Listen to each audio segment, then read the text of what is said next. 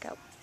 Hi everybody, I'm Linda Pouillet, owner of Seaworthy Marine Supply, and today we have with us Brandy Reeder, our Texas Parks and Wildlife Warden, and she is going to talk to us about the Women in the Wild, sponsored by the Texas Outdoor Women's Network. Brandy, what's going on? Awesome. Thank you. Women in the Wild is an outreach event that I started in 2009, so this is the third year.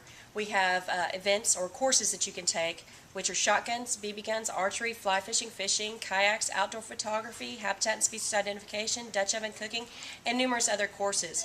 It gives you a chance to try on different outdoor events or different outdoor recreational opportunities that you might not have ordinarily been able to do. So you can contact me, Brandy Reeder, at 361-790-2611, or you can even go online to www.townrockport.org and get the information and download the registration form. It'll be April 30th and May 1st.